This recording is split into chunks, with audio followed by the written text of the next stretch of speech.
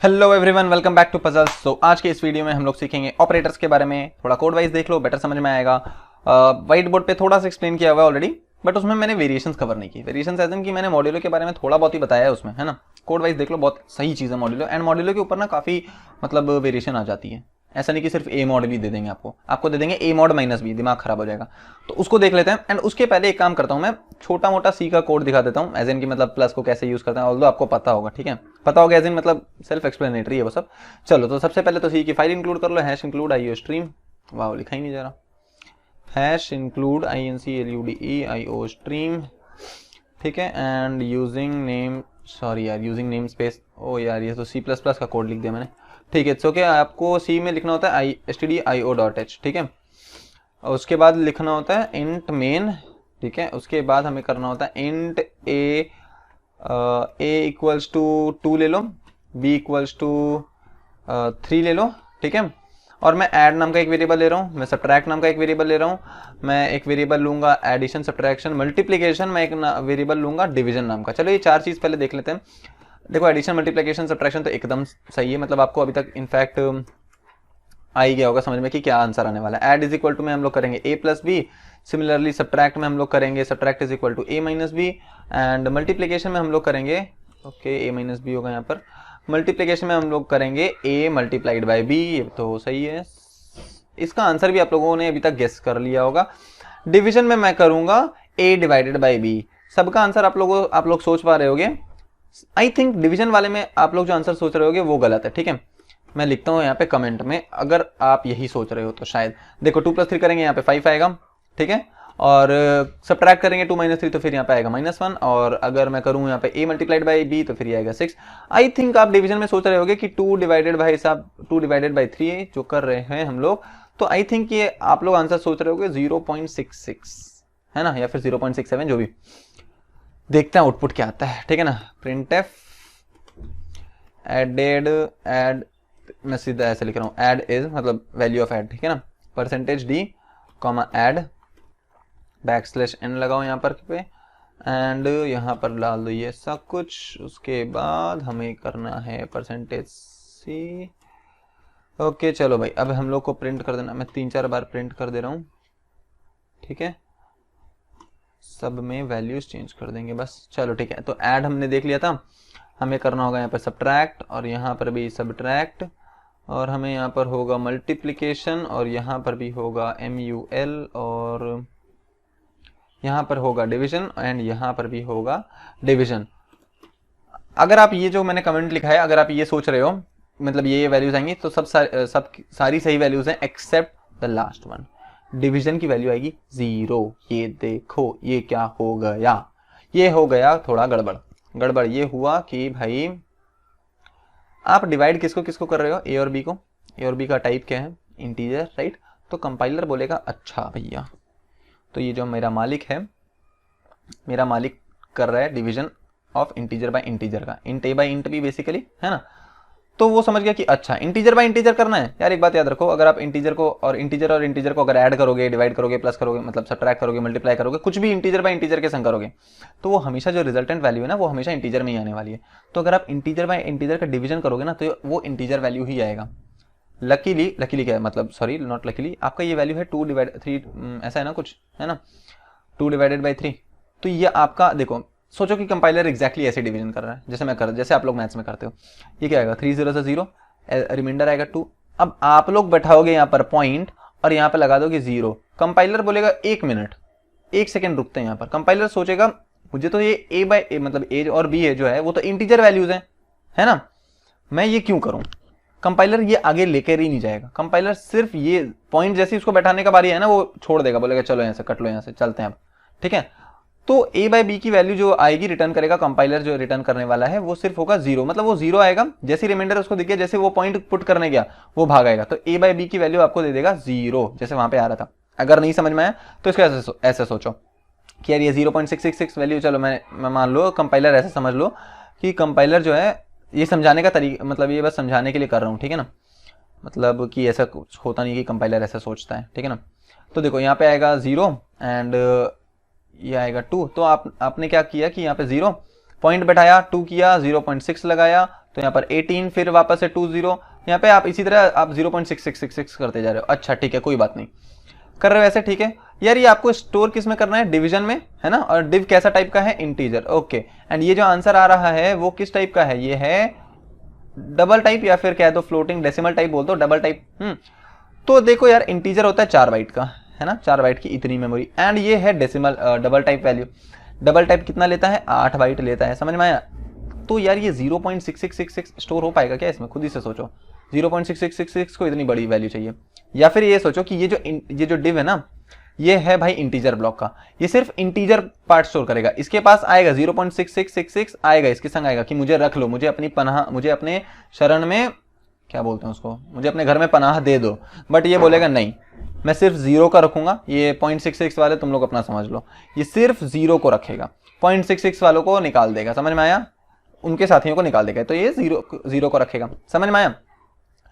तो इसलिए हमारा आंसर आ रहा है 0। तो यार क्या 0.6666 कभी आ ही नहीं सकता, बिल्कुल गलत। तो अगर आप अभी सोच रहे हो कि एक काम करता हूँ ना, मैं 0.6666 लाना है ना, तो मैं एक काम करता हूँ, मैं इस डिव को ऑलरेडी डबल डिक्लेयर कर देता हूँ, क्या हमारा काम बन जाएगा यार। तभी भी आंसर 0 ही आने वाला है, पता है क्यों, देखो एक्चुअली होता कुछ ऐसा है कि जो ये देखो, ये तो मैंने आपको समझने के लिए बताया था ना। एक्चुअली हो कुछ ऐसा रहा होता है कि कंपाइलर को जैसे ही दिखता है ना यार कि ये मतलब मुझे यहाँ पे पॉइंट पुट करना है, कंपाइलर वहीं से रिटर्न कर जाता है, ठीक है। अगर आप इवन, मेरा कहने का मतलब है कि अगर आप ऐसे लिख रहे हो, डबल डिव कोड वाइज देख लेंगे, डोंट वरी, A/B, है ना, तो यहाँ पे आंसर आ रहा है 0 एंड ऐसा आएगा आंसर। अब जैसे कंपाइलर पॉइंट पुट करेगा ना, बस कंपाइलर यहीं से रिटर्न कर जाएगा, कंपाइलर आगे बढ़ेगा ही नहीं, ठीक है ना, क्योंकि वो इंटीजर बाय इंटीजर कर रहा है, समझ में। इंटीजर बाय इंटीजर की वैल्यू इंटीजर ही आती है। जैसे ही डेसिमल में जाने का उसको दिखा कि मुझे डेसिमल में जाना है, वो वहीं से कट लेगा, वो बोलेगा चलो भाई अपना काम हो गया खत्म। तो वो एट द एंड लाके देखो, अब A/B से वैल्यू क्या आई, 0 आई ना, इंटीजर बाय इंटीजर। या फिर ऐसा सोचो कि अगर यार वो 0.6666 कर भी रहा है, तो इंटीजर बाय इंटीजर तो सिर्फ इंटीजर ही देने वाला है, तो फिर वो सिर्फ 0 ही रखेगा अपने पास, ठीक है ना। एंड अब जब आप लिख रहे हो double div is equal to A/B and A/B है इंटीजर, तो बेसिकली आप क्या कर रहे हो पता है, A/B से हमारा आ रहा है 0, समझ में आया। आप कुछ नहीं कर रहे हो, बस आप इस 0 को डिव में स्टोर कर रहे हो, जो कि एक डबल टाइप का है। तो यार अभी भी तो आंसर 0 ही आने वाला है। पहले आपने क्या किया था, पहले आप कर रहे थे कि भाई 0 को स्टोर कर रहे थे, मतलब A/B की वैल्यू स्टोर कर रहे थे इंटीजर डेटा टाइप में। अब आप क्या कर रहे हो, A/B की वैल्यू स्टोर कर रहे हो डबल डेटा टाइप में। भाई साहब एक बात बताना मुझे, A/B की वैल्यू उस समय भी 0 थी, है ना, इस समय भी 0 है A/B की वैल्यू। तो बस आपने पहले के केस में क्या किया था कि A/B, सुनो तुमको इतने छोटे से रूम में एडजस्ट करना पड़ेगा। अब जब आप लिख रहे हो डबल डिव, तो आप कह रहे हो A/B, लो मैं तुम्हें हाथ पैर जो मतलब जो 0 वैल्यू आ रही है, एक काम करो तुम हाथ पैर फैला के बैठ जाओ, एकदम लेट जाओ, पूरा घर तुम्हारा। आप उसको एक बड़ी वैल्यू देते रहे हो कि भाई ये तेरा घर है, तू बड़े घर में रहेगा, बस दैट्स इट। वैल्यू तो यार A/B की अभी भी 0 ही है, क्योंकि इंटीजर बाय इंटीजर तो आएगा 0 ही, सॉरी इंटीजर बाय इंटीजर तो आएगा इंटीजर, समझ में आया। तो यार आप एक चीज तो जान लो कि डबल डिव करके तो आप काम नहीं कर सकते, क्योंकि ये आपका है इंटीजर बाय इंटीजर। इसका मतलब कहीं ना कहीं आपको ये डबल बाय डबल करना पड़ेगा, है ना, डबल बाय डबल करना पड़ेगा। या फिर मैं एक और बात बताऊं, चलो ये चीज आप लोग घर में ट्राई करना, आप लोग अपने पीसी पे ट्राई करना कि ऐसा करोगे ना, double div is equal to, एक काम कर लो, डबल A स्टोर कर लेना, double A is equal to 2, B is equal to 3। ये आपका बहुत सही आंसर देगा, डिव में ले जाके स्टोर कर देगा 0.67, क्योंकि भाई 7 राउंड ऑफ कर देगा, ये समझ में आया। बट इसके अलावा भी एक तरीका होता है, यहाँ पे तो ध्यान देना यार कि आपने ना पूरा मतलब डेटा टाइप ही चेंज कर दिया, आपने इंटीजर से सीधा डबल कर दिया। What if a condition arises कि मैं डेटा टाइप नहीं चेंज कर सकता, मुझे रखना है ये इंट A, B, और मुझे ये इसका जो आंसर चाहिए A/B का, ये मुझे चाहिए यार फ्लोटिंग पॉइंट वैल्यू, यानी डेसिमल पॉइंट वैल्यू में। इसका भी एक सही तरीका होता है, पता है, आप बस यहाँ पे डबल डिव लिख दो, डबल डिव तो लिख ही दो, ठीक है ना। यहाँ पे आप इज इक्वल टू देने के बाद लिख दो डबल, ठीक है ना, डबल A/B।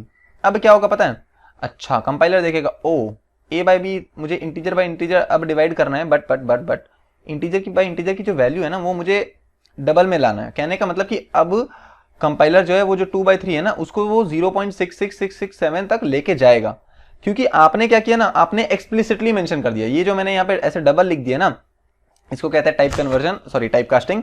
टाइप कास्टिंग का मतलब होता है कि देखो ऑलरेडी आपने ऊपर में इंट A डिक्लेयर कर दिया, बट आपको कुछ ऐसी जरूरत आ पड़ी कि यार इंट मतलब A का डेटा टाइप चेंज करना पड़ा, तो आप अपने काम के दौरान A का डेटा टाइप को ऐसे चेंज कर सकते हो, समझ में आया। A की डेटा टाइप को मस्त वाला चेंज कर दो यहाँ पर, तो ये A का डेटा टाइप हो गया चेंज। अब ये डबल बाय इंटीजर जो आएगा वो होगा मेरा double by integer is equal to double, समझ में आया।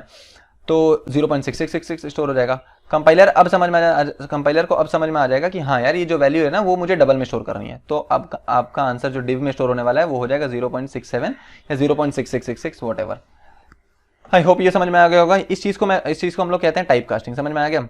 ये मैंने व्हाइट बोर्ड पे समझाया नहीं था, बट ठीक एक चीज़ है, छोटी सी समझ लो कि भाई ऐसे मतलब जब आप काम कर रहे हो, काम एग्जीक्यूट कर रहे हो, तभी ऐसे किया जा सकता है। ठीक है, आप एक्सप्लिसिटली कंपाइलर को बोल रहे हो कि सुन तू एक काम कर, ये इंटीजर है ऑलरेडी, मुझे पता है a बाई बी मतलब a इंटीजर है, बट तू चेंज कर दे डेटा टाइप। समझ में आया? तो ये तो होता है भाई हमारा डिवीजन का काम। बट मुझे डिवीजन नहीं समझाना था, मुझे समझाना था यार मॉड्यूलो, सबसे इंपॉर्टेंट चीज़ है यार, उसमें खतरनाक वेरिएशन आता है। चलो एक बार इसको करके देख लेते हैं।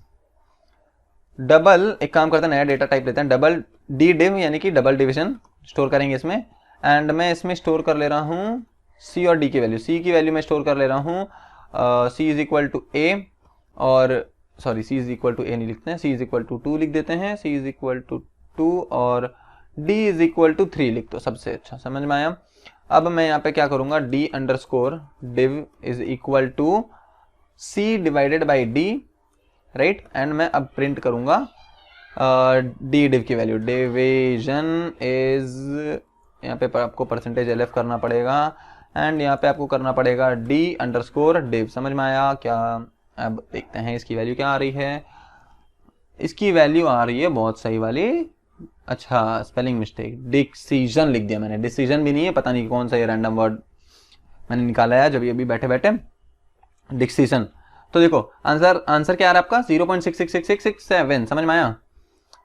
तो ये होता है हमारा चेंज करने का। अगर आपको ऐसा कभी रिक्वायरमेंट पड़ जाए कि यार मतलब रन टाइम मतलब आपको डेसिमल के बाद ना सिर्फ एक या दो ही वैल्यू चाहिए, तो एक काम करो LF के आगे ना 0.2 लगा दो, बहुत सही वाला ये देखो प्रिंट हो जाएगा, 0.67 प्रिंट होगा खाली। क्यों 67 प्रिंट होगा? क्योंकि वो जो थर्ड वैल्यू थी ना वो 5 से ग्रेटर है, राउंड ऑफ कर दिया इसने। चलो यार ये तो हमारा काम हो गया डिवीजन का, जो मैं समझाना चाह रहा था। ठीक है, मॉड्यूलो का देखें एक बार। चलो भाई, तो मॉड्यूलो का सीन कुछ अलग है, थोड़ा अलग है, एज इन कि चलो मैं A और B की वैल्यू ले लेता हूँ 2 और 3, है ना। मैं कहूँगा इंट चलो कॉमा मॉड ले लेते हैं। ठीक है, मैं लिखूंगा मॉड इज इक्वल टू, अच्छा मॉड के अलावा भी मुझे लेना पड़ेगा कई सारी चीज़ें। ठीक है, तो लिखते हैं फिलहाल mod is equal to A mod B। ठीक है, A मॉड B। ठीक है, तो चलो एक बार प्रिंट एफ करके देख ही लेते हैं। Print F mod is percentage D comma mod. ठीक है, चलो तो ये मैंने तो प्रिंट कर दिया, एक बार चेक कर लेते हैं, यहाँ पे बैकस्लैश डाल दो जिससे नई लाइन में आ जाए। ठीक है भाई, बहुत सही। तो अब हम लोग देखो यार मॉड इज 2 आया, ओके चेक कर लेते हैं कैसे आया यार, इसको समझते हैं हम लोग वापस से पावर पॉइंट में। चलो एक काम करो, यहाँ पर समझो, देखो भाई मॉड इज 2 कैसे आया। मॉड्यूलस का मतलब होता है ना कि आप बेसिकली अगर आपको नहीं समझ में आ रहा तो फिर चुपचाप एक काम करो 2 डिवाइडेड बाई 3 लिखो। ये क्या आएगा? ये आएगा 0 0 2, है ना। समझ में आया? मॉड का मतलब होता है ये आपको रिमाइंडर वैल्यू रिटर्न करके देगा। समझ में आया? तो आपको वैल्यू क्या मिल जाएगी, रिटर्न में जो वैल्यू मिलने वाली है वो है 2। What would have been the answer अगर यहाँ पर 2 की जगह 6 होता? तो यहाँ पर मैं आराम से यहाँ पे 6 ले जाता और यहाँ पे रिमाइंडर आ जाता मेरा 0। समझ में आया? ये कोई खास वेरिएशन नहीं था कि अगर 6 हो जाता तो। समझ में आया? बट फिर भी एक बार करके देख ही लो, करके देख ही लेते हैं, करके देखते हैं। एंड मैं करता हूँ B की वैल्यू कर देता हूँ, नॉट B की वैल्यू, A की वैल्यू कर देता हूँ मैं 6। समझ में आया? चलो देख ही लो क्या आंसर आने वाला है, 0 आएगा। समझ में आया? ठीक है, ये तो आई होप क्लियर होगा। वेरिएशन कहाँ आता है पता है? जब ये यहाँ पे ना ये लोग कर देंगे -A mod B, A mod -B, -A mod -B। मेरे संग जब पहली बार हुआ था मेरा हो गया था दिमाग खराब, मैं बोला अब छोड़ देता है पढ़ाई, अब टाइम हो चुका है। तो चलो प्रिंट करके देख लेते हैं। एक काम करते हैं, mod 1 नाम का एक वेरिएबल ले लेते हैं, इंट mod 1, है ना। इंट mod 1 में मैं स्टोर करूंगा, चलो ऐसे स्टोर कर लेते हैं, सीधा वैल्यूज लिखते हैं A और B की जगह। मैं लिखता हूँ -2 mod 3, ठीक है। और मैं उसके बाद प्रिंट कर दूंगा mod 1 इज, mod 1 की वैल्यू क्या है? mod 1 की वैल्यू है mod 1, ठीक है। अब उसके बाद मैं सिमिलरली इंट mod 2 ले रहा हूँ, mod 2 ले लेता हूँ, जिसमें मैं करूँगा -2 mod 3 किया था ना, अब की मैं करता हूँ 2 mod -3। आपको मैं इसलिए ये सब दिखा रहा हूँ क्योंकि आप अभी एक्सपेक्टेड आउटपुट नहीं आने वाला, ठीक है ना। मैं वापस से इसको प्रिंट करता हूँ, mod 2 की वैल्यू, देखो mod 2 की वैल्यू प्रिंट करूंगा तो फिर यहाँ पे आएगा mod2, ठीक है। एंड मैं अभी प्रिंट करूंगा int mod 3 is equal to, मैं करता हूँ -2 mod -3। चलो अब तीनों केस में अलग अलग देखो क्या आउटपुट आता है, ठीक है ना। यहाँ पे कर दो mod 3 एंड यहाँ पर भी कर दो mod। चलो 3 mod 3 की वैल्यू देखो मैंने क्या किया भाई, मैंने कर दिया, मैं आपको लिख के बता दे रहा हूँ, सिंपल सा बात है। तो सबसे पहले तो आपने 2 mod 3 की वैल्यू देख ही ली थी, 2 mod 3 की वैल्यू आपने देख ही ली थी, ये तो आ रहा था हमारा 2। मैंने एक बार कर दिया यार -2 mod 3, मैंने एक बार कर दिया यार 2 mod -3, मैंने एक बार कर दिया -2 mod -3। एक काम करो, गैस लगा लो कि क्या क्या आउटपुट आने वाले हैं। आई थिंक मैक्सिमम लोग इसका गैस लगा रहे होंगे -2 आएगा, इसका भी गैस लगा रहे होंगे -2 आएगा, इसका गैस लगा रहे होंगे शायद 2 आएगा। चलो देखते हैं आउटपुट क्या आने वाला है, क्या ये आपका रिक्वायर्ड, क्या ये मतलब आप जो सोच रहे हो वही आएगा। लेट अस सी। देखो भाई, तो फिर इसको मैं करता हूँ डिस्कार्ड एंड इसको मैं यहाँ से करता हूँ ओपन एंड इसको मैं यहाँ पे करूँगा रन। चलो देखो मॉड की वैल्यूज क्या क्या आ रही है। ओके मॉड इज 0 क्योंकि वो 6 मॉड हो रहा था, पहला वाला तो मॉड का कोई प्रॉब्लम नहीं होगा क्योंकि 6 मॉड 3 हो रहा था। मॉड 1 की वैल्यू आ रही है यार -2, मॉड 2 की वैल्यू आ रही है 2, मॉड 3 की वैल्यू आ रही है -2। ओके एक बार वैल्यू याद कर लो कि क्या आ रही थी, -2 2 -2। चलो इसको ना यहाँ पर लिख के समझते हैं कि ये हो क्या रहा है। -2 क्लियर कर दिया मैंने, ठीक है। तो इसको मैं लिख देता हूँ, हाँ क्या आ रहा था हमारा, -2 mod 3 में हमारा आ रहा था -2, ठीक है। 2 mod -3 में आ रहा था यार हमारा 2, ये क्या गड़बड़ हुआ, -2 आना चाहिए था ना। -2 mod -3 में आ रहा था यार -2। कुछ कंक्लूजन ड्रॉ कर सकते हो क्या इसको देख के, एंड अगर मैं 2 mod 3 लिखूं तब तो 2 आ ही रहा था हमारा। अगर मैं आपको बोलूं कि यार कुछ कंक्लूजन ड्रॉ कर कि यार ये जो साइन जो है यहाँ पे जो RHS में जो साइन आ रहा है ये किस हिसाब से प्लेस हो रहा है। अगर आप इसको बहुत ध्यान से देखो तो RHS पे जो साइन हो रहा है वो सिर्फ इस बात पे डिपेंड कर रहा है कि आपके मॉड के लेफ्ट में क्या प्रेजेंट है। लेफ्ट वाला वैल्यू अगर नेगेटिव है तब आपका आंसर भी नेगेटिव में आएगा, एल्स अगर वो पॉजिटिव है तब तो आपका आंसर पॉजिटिव में ही आएगा। एक बार के लिए समझने के लिए ये समझ लो। अब इसको देखते हैं, मतलब देखो पहले विजुअलाइज कर लो यार कि देखो माइनस माइनस में आ रहा है, प्लस है तो प्लस में आ रहा है। देखो दोनों माइनस में, बट आंसर ये वाला माइनस में आ रहा है, समझ में आया, ठीक है। दोनों प्लस में तो फिर यहाँ पे ये आ रहा है प्लस में, समझ में आया। तो वो बेसिकली ये जो सेकंड राइट में जो प्रेजेंट होती है ना वैल्यूज, उस पर तो डिपेंड ही नहीं करता, उसका साइन कुछ भी हो कोई फर्क नहीं पड़ता। अब इसको समझेंगे कि ऐसा होता कैसे है, ठीक है। चलो इसको समझते हैं हम लोग। तो इसका वेरिएशन, इसका लॉजिक ये है कि देखो यार, अच्छा एक बात बताना, जब आप कर रहे हो 2 डिवाइडेड बाई 3, तो यहाँ पे आ रहा है 2 डिवाइडेड बाई 3 0 कर दो। एक काम करते हैं, थोड़ी बड़ी वैल्यू ले लेते हैं, 13 डिवाइडेड बाई 5 कर देते हैं, ठीक है ना। चलो एक काम करो, 13 mod 5 कर लो, आंसर कितना आएगा, 5 2 10, 3 रिमाइंडर आएगा। -13 mod 5 कर लो, -3 रिमाइंडर आएगा। 13 mod -5 कर लो तब भी आंसर 3 आएगा, एंड -13 mod -5 कर लो यार -3 आएगा, ये आएगा ना। चलो इसके संग करते हैं कंसिडर, है ना। जब भी आप ऐसा कुछ कर रहे हो 13 डिवाइडेड बाई 5, तो फिर यहाँ पे क्या हो रहा है, 5 2 10 और ये हमारे पास आ रहा है 3, तो ये तो सही है। व्हाट डज दिस मीन कि यार रिमाइंडर 3 आ रहा है, रिमाइंडर 3 आ रहा है, इसका मतलब ये होता है कि ये जो अंदर, इसको बोलते हैं क्वोशिएंट, रिमाइंडर डिवाइजर, इसको बोलते हैं क्वोशिएंट, नहीं यार इसको क्वोशिएंट नहीं बोलते, डिविडेंड या डिवाइजर बोलते हैं, मैं भूल गया, इसको बोलते हैं क्वोशिएंट, 2 क्वोशिएंट है ना, भूल गया, इसको डिविडेंड या डिवाइजर बोलते हैं, मैं हर बार कंफ्यूज हो जाता हूँ, ठीक है। तो देखो यार कहने का मतलब है कि ये जो 13 है ना, दिस वैल्यू 13 ये 3 ज्यादा है, ये वैल्यू 3 ज्यादा है। कैसे पता चलिए 3 ज्यादा है, रिमाइंडर जब आपका 3 आ रहा है, इसका मतलब ये जो 13 है ना 3 ज्यादा है कंप्लीटली डिविजिबल होने से। मतलब कि अगर मैं इस 13 में से 3 सब्ट्रैक्ट कर दूं तो ये कंप्लीटली डिविजिबल हो जाएगा, तो ये जो नंबर आने वाला है वो कंप्लीटली डिविजिबल हो जाएगा। याद रखना, मैंने ये नहीं बोला कि ये वैल्यू 2 कम है, मतलब देखो 3 ज्यादा होना और 2 कम होना। अगर ये मैं बोलता कि यार 2 कम है, मतलब मैं बात कर रहा हूँ कि 15 की बात कर रहा हूँ, समझ में आया, मतलब 13 2 कम है कंप्लीटली डिविजिबल होने से, हाँ, तो इसका मतलब होता है कि मैं 15 की बात कर रहा हूँ। नहीं, रिमाइंडर का मतलब हमेशा ये होता है कि आपकी सपोज आपकी वैल्यू आई यहाँ पर, चलो इसको समझना बहुत जरूरी है। सपोज की वैल्यू आई यहाँ पर, आप डिवाइड कर रहे थे 8, चलो यार ऐसा ले लेते हैं 27, और यहाँ पर आपकी वैल्यू आई 8, 8 3 24 है ना। चलो 8 नहीं 8 ही ले लो, 8 3 27, 8 3 24, ये वैल्यू आई 3। इसका मतलब होता है यार ये 27 जो है ना, दिस 27 इज 3 मोर देन 3 किससे ज्यादा है, 3 इससे ज्यादा है कि अगर आप 27 - 3 कर दो ना तो आएगा 24, 3 more than the number which is completely divisible bye 8।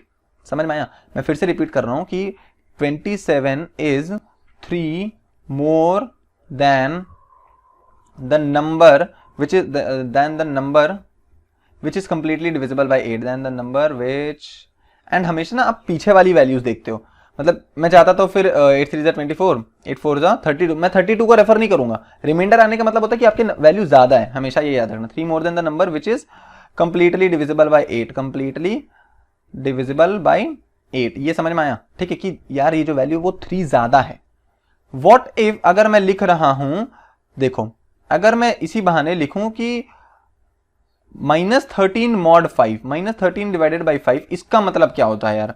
-13 normal भाषा में समझते हैं इसको। देखो इसका वैल्यू आ रहा था आपका आंसर -3 mod 5 वॉज माई -3, इसका मतलब होता है यार ये जो मेरी वैल्यू है, ये जो मैं जिसको अभी मैं रेड पेन से करूंगा, ये जो मेरी वैल्यू है this is -3 times more than the number which is completely divisible by 5। अगर नहीं समझ में आया तो इसको मैं लिख दे रहा हूं ऐसे, -13 इज, सी रिमाइंडर आपका आ रहा है, remainder is equal to -3, this signifies that -13 is -3 more than the number which is completely divisible, which लिखा हुआ WHICH, which is completely divisible by 5। अब मैंने इसको लिखा क्यों? क्योंकि मैं बोलता रह जाऊं, आपके दिमाग में क्लैरिटी नहीं बनेगी, लिख लो तो समझ में आ जाएगा। देखो अब इसको पढ़ो, -13 is -3 more than the number which is completely divisible by 5, right? ऐसा समझते हैं।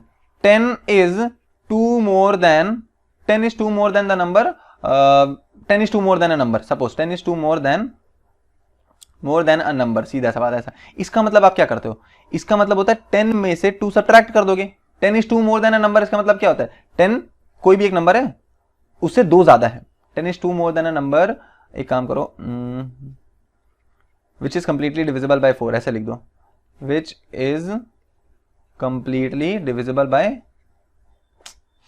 हैंडराइटिंग का तो गया, ठीक है, विच is completely divisible bye 4, right? इसको हाइड करो। तो इसका मतलब क्या होता है कि 10 में से अगर मैं 2 सब्ट्रैक्ट कर दूं, यानी कि 8, 10 में से अगर मैं 2 सब्ट्रैक्ट कर दूं,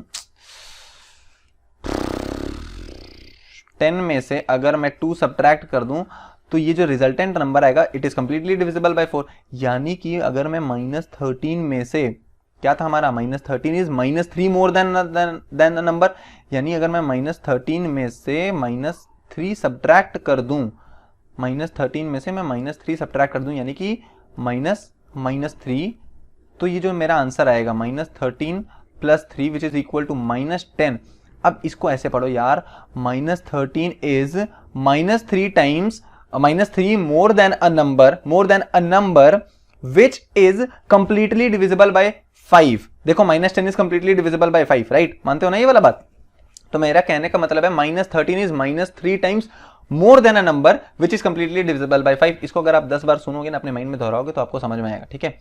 तो इसलिए आंसर आता है यार -13 mod 5 का आंसर आता है -3, बिकॉज दिस सिग्निफाइज, भाई ये जो -3 है ना, दिस इज ये जो नंबर आ रहा है ना -3, यहाँ पे मान लो x आ रहा है, suppose this x is -3 more than 13 to get a number which is completely divisible by this particular value 5। Okay, मैं इसको एक और एग्जांपल से समझाता हूं, बस दूसरा वेरिएशन के संग। व्हाट इफ अगर मैं लूं 13 mod -5, ओके 13 mod -5 का मतलब होता है, ये भी आंसर आएगा 3। समझ में आया? इसका आंसर हमने देखा था 3 आ रहा है, राइट? सो ये देखो ये क्या होगा, ये आएगा हमारा, देखो जैसे कि अब अच्छा ऐसे समझो 3 आ रहा है, इसका मतलब क्या होता है? इसका मतलब होता है, अगर मैं उतना वापस से लिख नहीं रहा, इसका मतलब होता है कि दिस x, सपोज इसको मान लो ये x है ना, this x is 3 more than 13 to get a number which is completely divisible by 5 और नॉट। समझ में आया ये वाला बात? कि भाई ये अगर आप इस 13 में से 3 सब्ट्रैक्ट कर दो तो एक ऐसा नंबर मिलेगा जो कि कंप्लीटली डिविजिबल बाय 5 होगा। तो बेसिकली यहां पर माइनस साइन क्यों नहीं आया? क्योंकि 13 में से 13 कितना से ज्यादा है, मतलब how many times 13 is greater, how many times not 13 कितना ज्यादा है?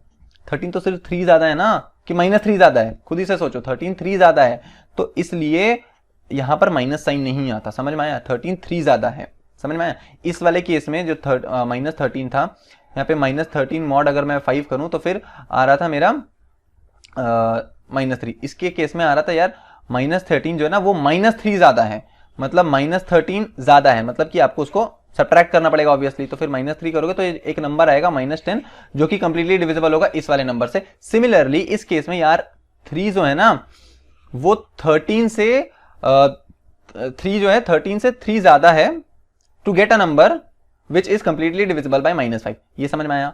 अगर नहीं आया ना प्लीज वीडियो रिवाइंड करके देखो, थोड़ा लेंथ बड़ा है वीडियो को मैं जानता हूं, बट कंसेप्ट समझ में आ जाएगा यार। चलो देखो सिमिलरली एक और वेरिएशन कवर कर लेते हैं लास्ट, -13 मॉड -5। ओके ये क्या होगा?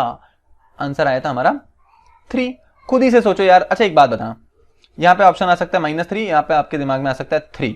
चलो which one of the following is correct? Okay ये कांटा हुआ नहीं है, ऐसा है 3। विच वन ऑफ दिस, इधर दिस इज करेक्ट और दिस इज करेक्ट, इधर of the two values. Let's see यार एक बात बताना, अगर मैं लिखूं -13 मॉड -5 इज इक्वल टू -3, इसका मतलब क्या होता है? इसका मतलब होता है this number is -3 times more than a number, -3 times नहीं यार, this number, this 13, I am talking about this -13 rather, -13 is -3 more than a number which is completely divisible by -5, है ना। -13 is -3 more than, है जब भी ऐसा आता है ना मोर देन, तो इसका मतलब होता है -13 माइनस ऑफ -3 कर दो तो जिससे आ जाएगा -10। समझ में आए? तो मोर देन अ नंबर यहाँ पर हो गया भाई, इसकी बात हो रही है, more than a number which is completely divisible by -5। समझ में आया?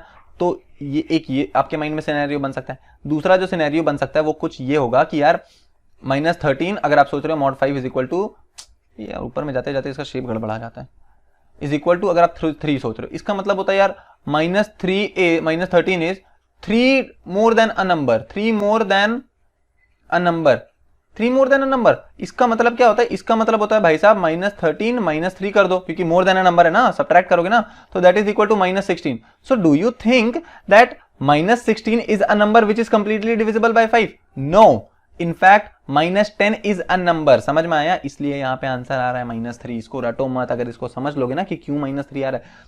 देखो अगर आप पढ़ के थक चुके हो, अगर आप वीडियो देख देख के थक चुके हो, तो फिर बिल्कुल उठ जाओ, छोड़ दो 1 मिनट के लिए, रादर 1-2 घंटे के लिए जाओ, खेलो कूदो मौज करो, ऐश करो। नेक्स्ट टाइम जब भी पढ़ने बैठना ये पर्टिकुलर मॉड्यूलस वाला पार्ट देख लेना, आपको समझ में आएगा कि मैं कहना क्या चाह रहा हूं कि भाई -13 इज, अगर मैं लिखूं -13 is 3 more then a number and -13 is -3 more then a number, तो क्या अंतर आता है? -13 is 3 more then a number, इसका मतलब होता है -16 की मैं बात कर रहा हूं। समझ में आया? तो -16 is not divisible by 5, simple as that. समझ में आया? रादर -10 इज, ठीक है। तो भाई ये होता है हमारा मॉड्यूलो का थोड़ा बहुत काम। चलो अब इस वीडियो को यहीं पे एंड करते हैं, मिलते हैं नेक्स्ट वीडियो में थोड़ा और कंसेप्ट्स के संग। उसमें मैं सिखाऊंगा प्रेसिडेंस और एसोसिएटिविटी कैसी होती है, कैसे डील की जाती है। चलो तब तक के लिए बाय, ऐश करो, मौज करो, जिंदगी जी लो अपनी।